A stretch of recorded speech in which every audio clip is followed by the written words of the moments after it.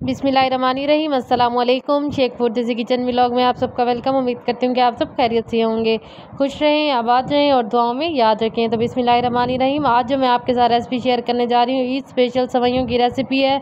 बहुत ही कम बजट में हम बहुत ही मज़ेदार सेवइयाँ बनाएंगे और बहुत ही कम इंग्रेडिएंट से ये सेवइयाँ इतनी मज़ेदार होंगी, आप इसको बार बार बनाएंगे। तो करते हैं रेसिपी को शुरू। बिस्मिल्लाहिर्रहमानिर्रहीम। सबसे पहले हमने यहाँ पे एक मुट्ठी बादाम लिया और एक मुट्ठी हमने यहाँ पे सूखी खजूर लिया। उसको हमने नीम गर्म पानी में भिगो के रख दिया। उसके बाद यहाँ पे हमने बारीक वाली सेवइयाँ ली हैं।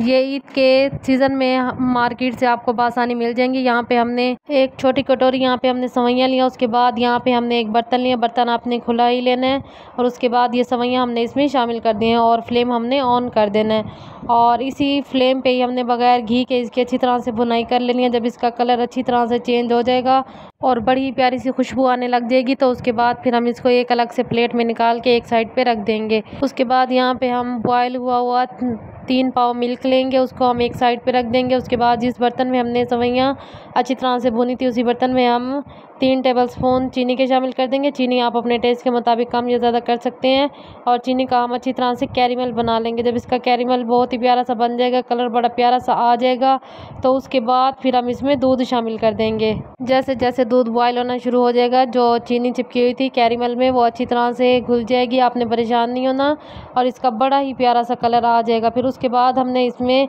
2 अदद सब्ज़ी इलायचियाँ शामिल कर देनी है, जिससे खुशबू बड़ी प्यारी आएगी और टेस्ट बड़ा प्यारा हो जाएगा।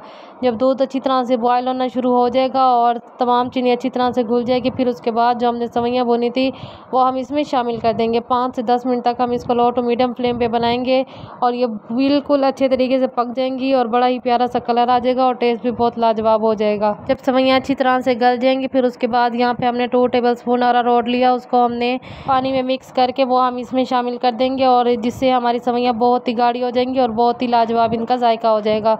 और अच्छी तरह से पकाने के बाद 2 मिनट फिर हमने इसका फ्लेम ऑफ कर देना। फिर हमने इसको ठंडा कर लेना है। जब सेवइयाँ ठंडी हो जाएंगी तो उसके बाद हमने इसको एक साइड पे रख देना। उसके बाद जो हमने सूखी खजूर पानी में भिगो के रखी थी उसके हमने टुकड़े कर लिए थे छुरी की मदद से और उसके बाद जो हमने बादाम के छिलके उतार लिए थे उनको भी हमने बारीक काट लिया था और उसके बाद हम कुछ बादाम और कुछ खजूर सेवइयों के अंदर मिक्स कर देंगे। अच्छी तरह से चम्मच की मदद से हमने इसको मिक्स कर लेना है और फिर उसके बाद हमने इसको एक बाउल में डाल लेना। अब हम इसको सर्व कर लेंगे। जब तमाम सेवइयाँ बाउल में आ जाएंगी तो उसके बाद फिर हम इसके ऊपर बादाम शामिल कर देंगे। बड़ा ही प्यारा सा हमने इसके ऊपर फूल बना लेना है और साइडों के ऊपर हमने इसके ऊपर बादाम डाल देने और खजूर डाल देनी है और लास्ट में हमने इसके ऊपर कुछ ड्राई फ्रूट डाल देने, जिसमें हमने पिस्ता और बादाम लिया था जिसको हमने बारीक काट लिया था, वो हम इसके ऊपर शामिल कर देंगे। फाइनल लुक आप इसकी देख लें, कितनी ही ज़बरदस्त, बहुत ही लाजवाब जायका।